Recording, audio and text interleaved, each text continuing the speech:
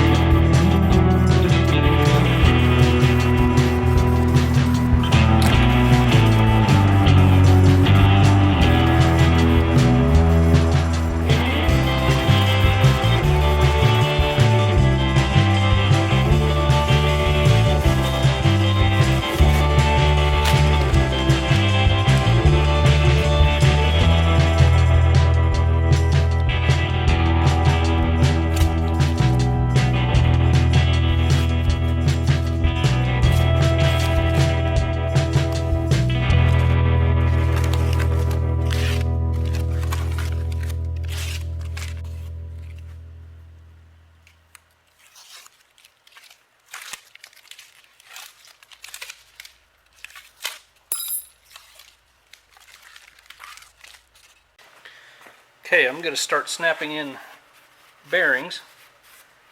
The two most important considerations here are cleanliness and keeping parts in order.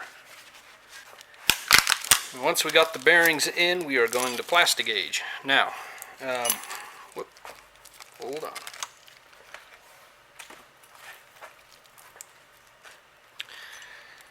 The top of the journals have hole for the oil passage. The bottoms, the caps do not, so the top bearing is the one obviously with the hole in it. And you're just going to line up that tab, snap it in.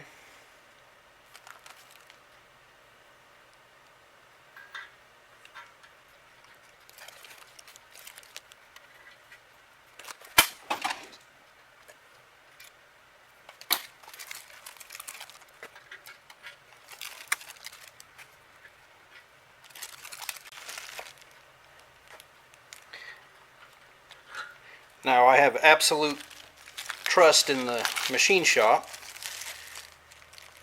but I'm still going to plastic gauge the bearings,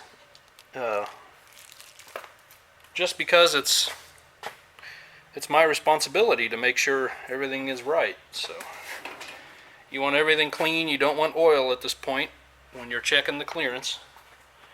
I'll go get the crank. Alright, like I said, we're going to set these in dry.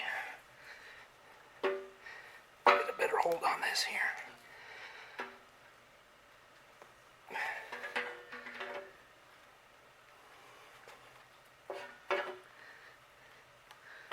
Thrust washer's kind of tight. Okay, now this is a product called Plastigauge. I'm sure many or most of you know about it. Basically, you want it to cross the bearing journal.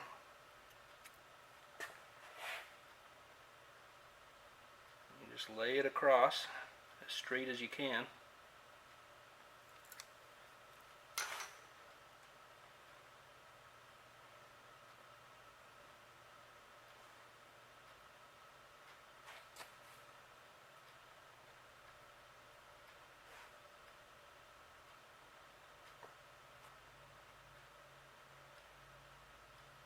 You want it going parallel to the crankshaft on those journals.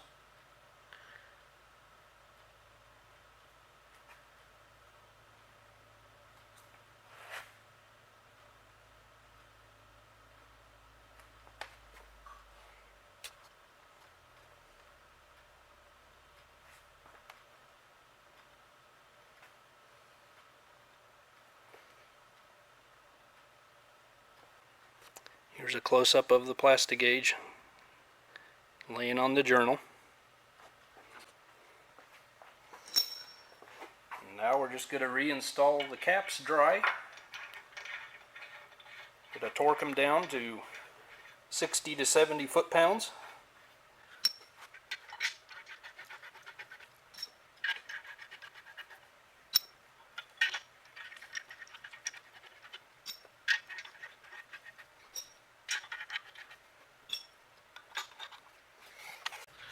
I have my torque wrench set to 65, and we're going to horse them down.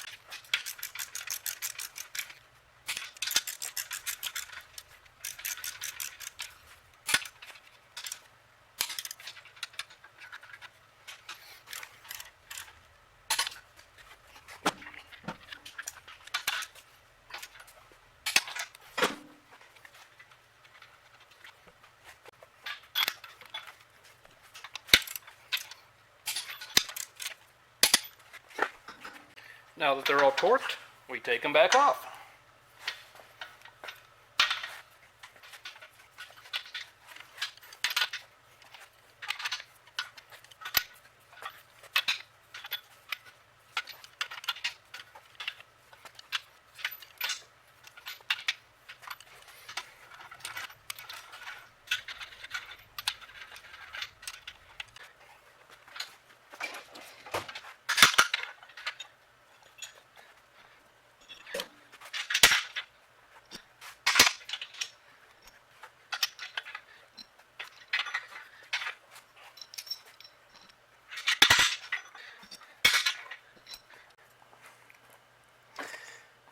Alright, so what I'm looking for is, first of all, a consistent thickness across the width of the journal.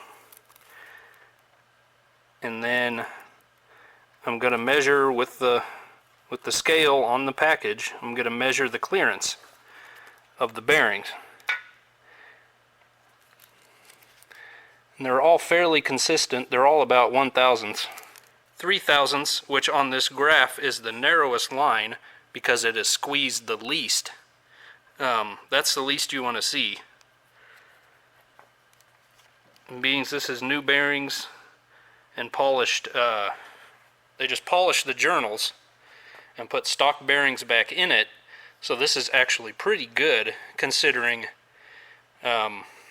it's a well-used crankshaft. So we're good to go. I'm going to clean the old plastic gauge off, and then we can reinstall the caps.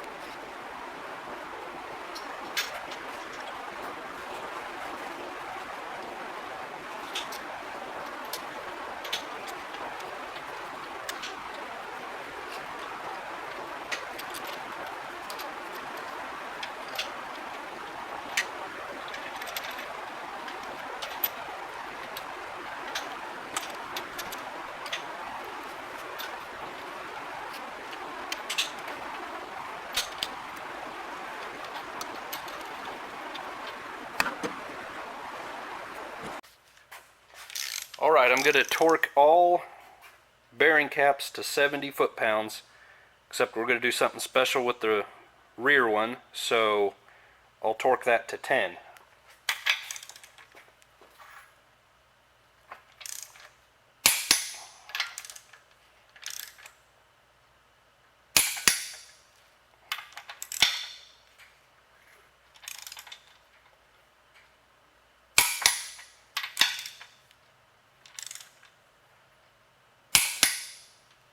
I'm just giving the crank a little spin after each cap just to make sure the one I just tightened isn't making it bind up for some reason. Shouldn't happen since we checked all our clearances and everything looked fine, but you never know. Could get a bearing out of alignment or a piece of junk under the bearing, under the cap.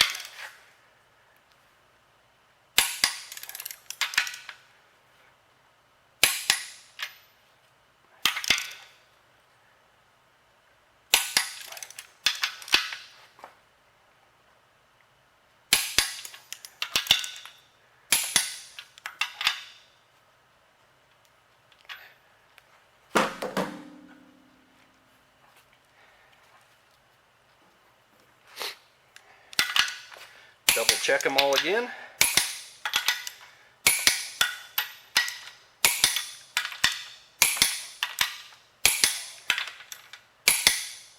Piece of a paper towel there. Don't need that clogging up an oil passage. Okay, now I'm going to go down to 10. Actually, I can't even go to 10 on this one. I really need my other torque wrench. So I'm just going to...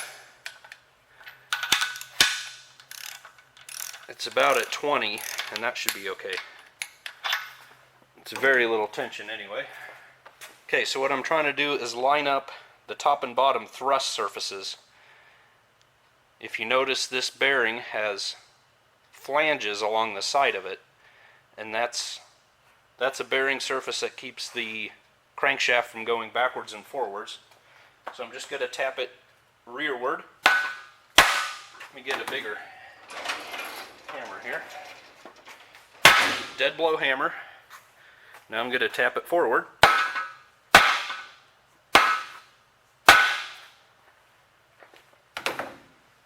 So the two halves of that bearing should be perfectly lined up now. Just using the crankshaft as the guide to do that. Now I'm going to go back up to 70 and hit these.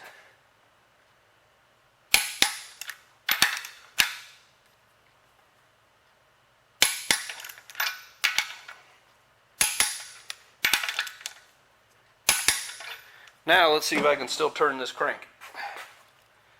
Yeah, turns pretty good. I'm using Permatex Ultra Slick assembly lube. Engine oil would be perfectly acceptable.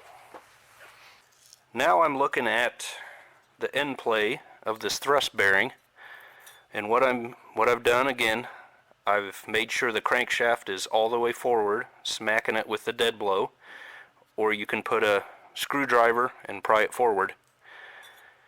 And this is kind of difficult to see probably on camera, but you can see the silver line.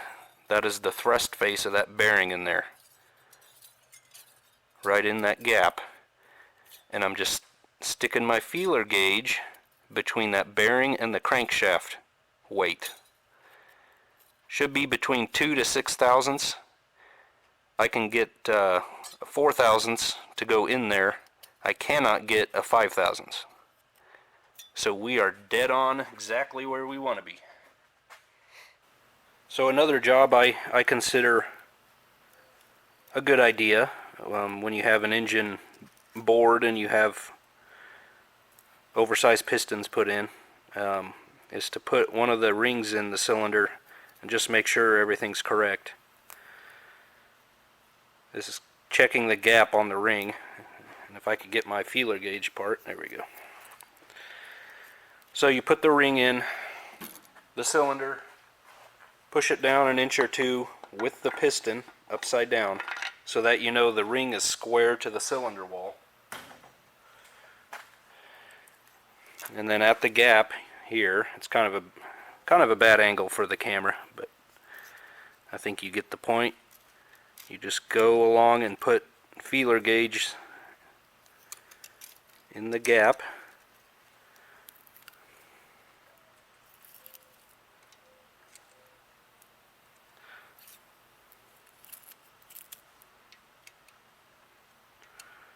You want, the book says 10 to 20 thousandths. This one comes out about 18. Little on the high side, but it's okay. So we will proceed. I'll take that back out of there and we'll put the rings on the pistons.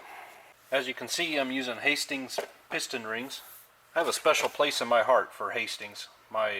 All the years I was growing up, my grandpa sold Hastings car parts, filters and so forth.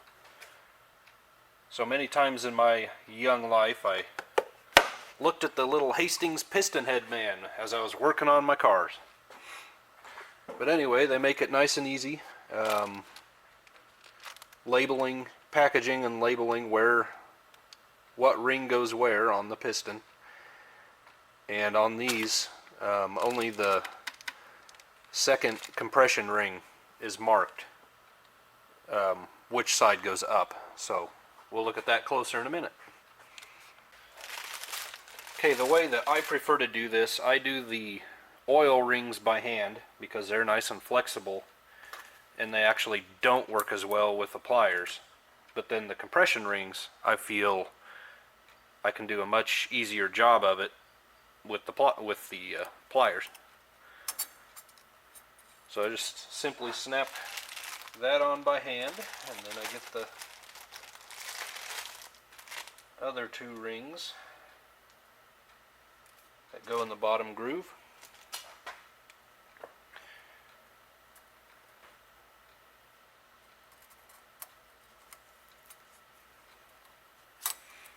Start that in there, trying to avoid scratching the side of the piston.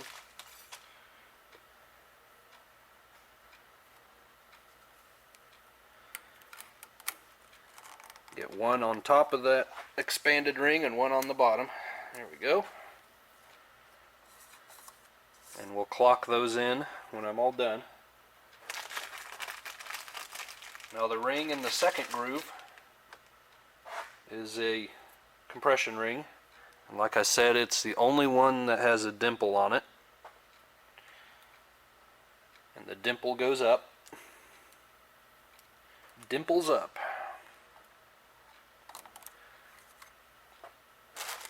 Use my pliers for that. The top compression ring is not marked.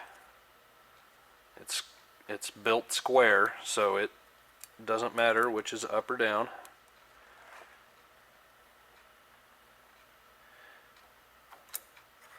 There we go. So against my better judgment, I'm going to show you what I do for piston rings, the position, and there seems to be so many varying opinions and charts and graphs and government studies, and millions of dollars have gone into this thing and no one's figured anything out. But in the old manuals, the only instruction you get is for the oil ring, where to put the gaps for the oil rings. So we're going to start with that. The gap for this spacer ring is right here, where these two corrugations are close to each other. And you need to line that up with the end of the piston pin. This is the front of the piston. Front and rear of engine is going this way in line with the wrist pin, and you want this in line with the wrist pin. Then you want the top oil ring right above the spacer, an inch to the left, at least an inch to the left of the gap in the spacer. You want the bottom oil ring at least an inch to the right of the spacer. That much information is very specific in the manuals. Then they say nothing about the compression rings, probably because they move anyway. But then we just do the 180 rule, 180 degree rule. You can see the bottom one, the second compression ring, I have put 90 degrees off of our spacer ring, and then the top compression ring 180 degrees away from that. You could probably put this one towards the front and this one towards the back, and it wouldn't matter. But I don't like to line anything up with anything, so. And like I said, more than likely that's going to twist and follow the honing crosshatch marks anyway in the cylinder once you fire it up. But that's a good place to start. And then another good measurement to make is make sure you have the right clearance in the groove with the piston, with the rings, and you want 2 to 3.5 thousandths.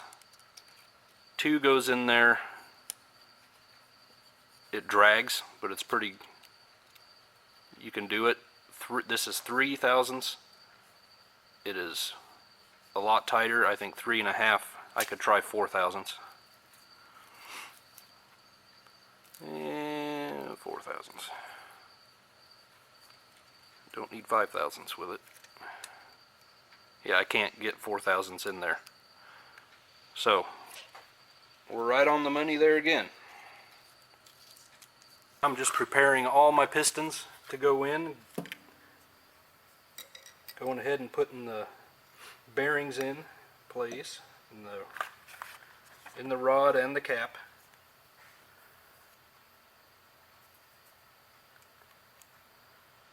So I don't have to think about that. And this job's about to get a lot more. You're gonna have a lot more to think about here pretty soon. A lot of steps to follow.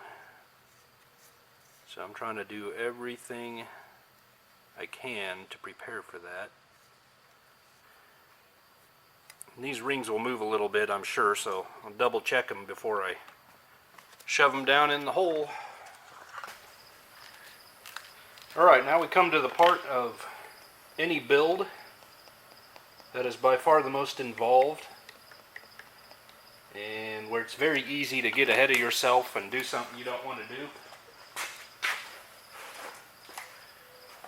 But all you got to do is go step by step, make sure you have all your ducks in a row, and you'll be fine. You can do it.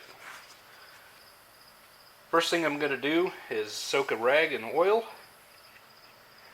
and wipe the cylinder down.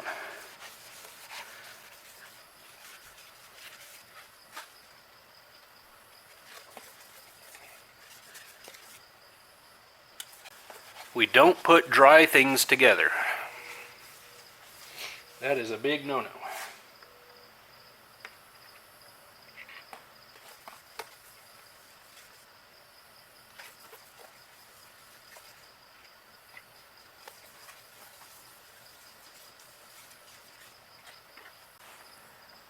Number 2, the cylinder that I'm installing, I want that crank pin to be at bottom dead center.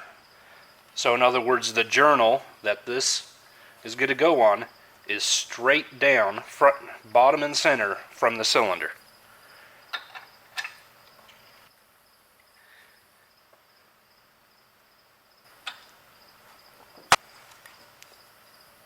Next, I'm going to put rubber hose on the studs so I don't scratch the cylinder wall.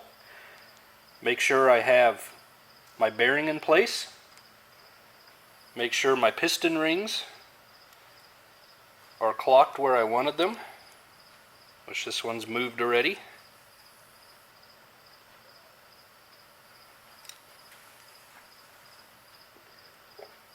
Looks like I need a little more oil.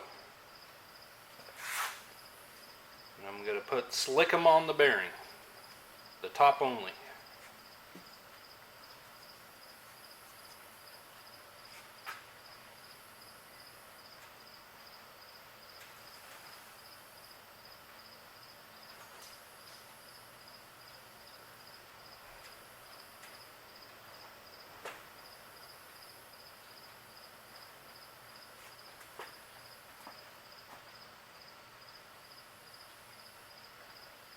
Set this in the cylinder.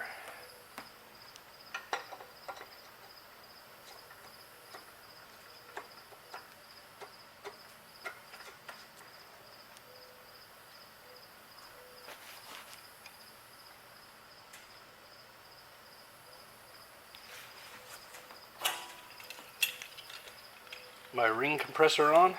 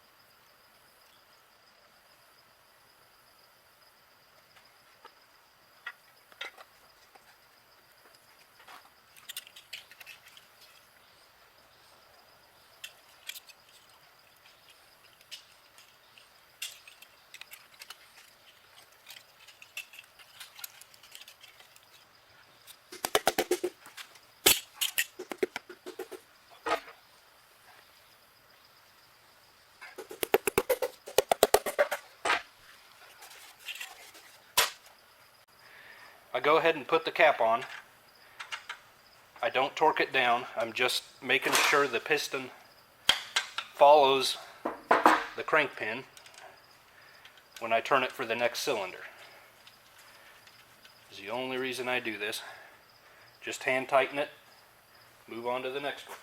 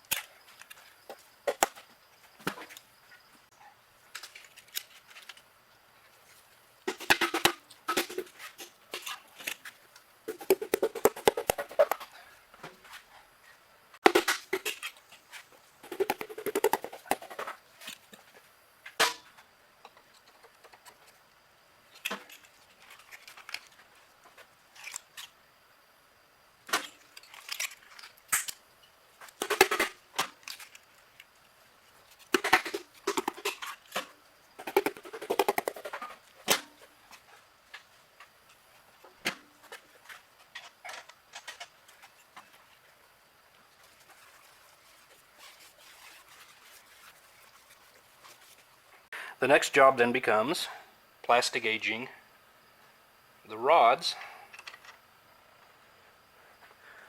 They're a little more annoying to do because the studs are knurled, at least in this case, so the caps are hard to get off, but I want to make sure. I am going to go to 40 foot-pounds on this machine.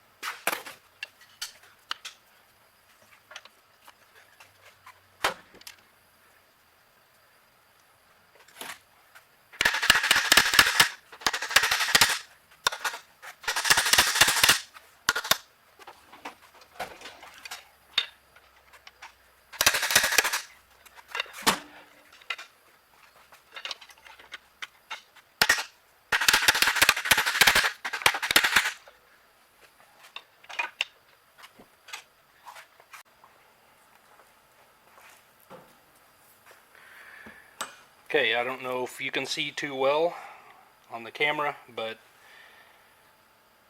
I have between, it's definitely less than 1/1000th, so it's between 1 and 2/1000 of an inch gap there, which is perfect.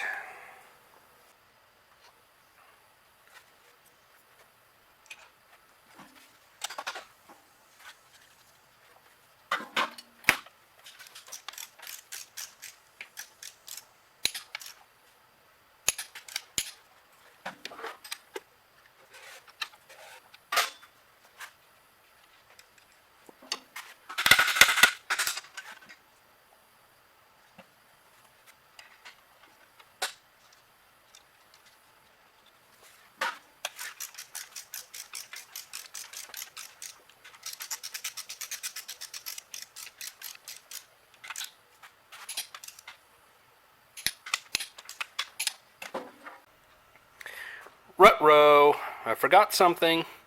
Did you catch it? You probably did. For some reason, I completely spaced out the fact I might want a rear main seal on this crankshaft. No big deal.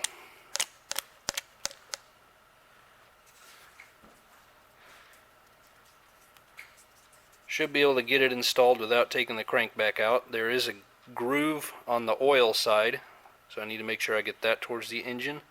I'm just going to start it in the groove in the block, and I should be able to turn it in there.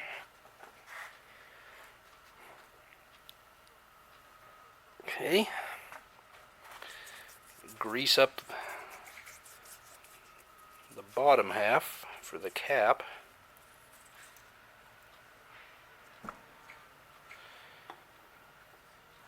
And that is the engine side there, so snap that in.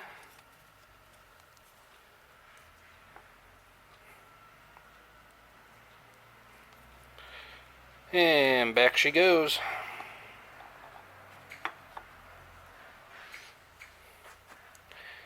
Now I will re-bump the crank backwards, forwards, reline the thrust washer back up, torque it down, and on we go.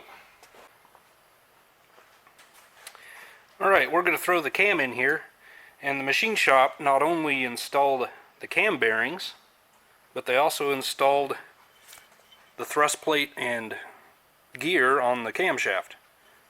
So that's cool. A little bit less work that I have to do, I guess. So what I'm going to do is we're going to put... Are you still going? Okay. We're going to put slickum on all the bearing journals and the lobes, and we can help it along a lot better. You can maybe get your hand in there a little better than a V8. V8's completely blocked off by the crank. So we'll just do this. You've probably noticed I'm using bare hands on all this. Normally I would wear gloves on really nasty jobs, but I prefer to be able to feel if I've got dirt or something on a bearing journal. Okay, now that wiped it off. That wiped it off on that journal. So I'm going to put some more on there. And then put some on this one.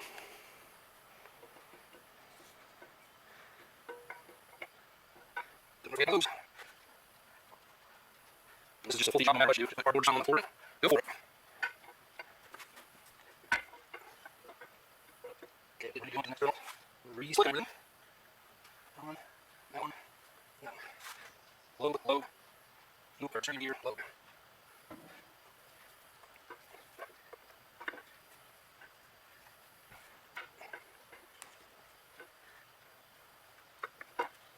Okay, ready for the last bearing.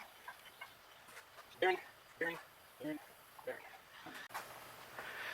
Now I have my crank at top dead center, so the cylinder is all the way at the top on number 1. And I want to align the timing mark on the crank gear with the timing mark on the cam gear, which is right here. So I need to turn this very carefully. Don't want to score the bearings.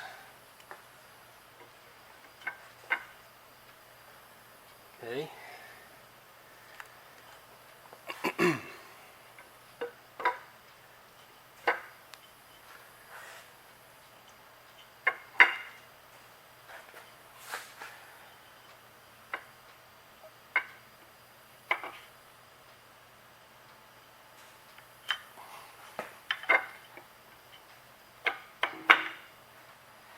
Right there.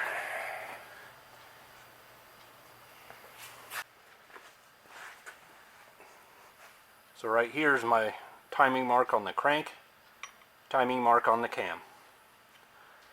Now I'll find the thrust plate and put the screws in through the holes.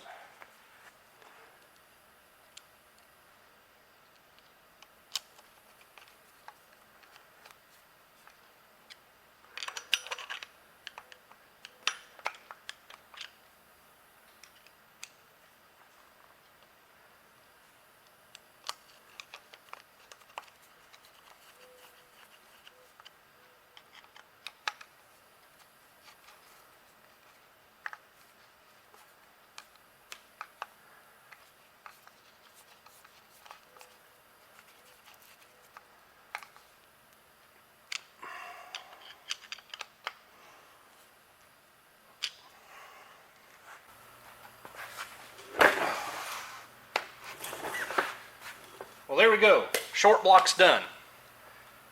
She's basking in her own marinade, and pretty soon we're going to light the coals to her. So stick around, join me again. Next time, cylinder head, valve train, oil pump, oil pan, all the tin, maybe manifolds, anything I want to put on here before we throw it back in the truck. Also the clutch. That might be about it. But join me. We're getting closer to firing this thing up. See ya.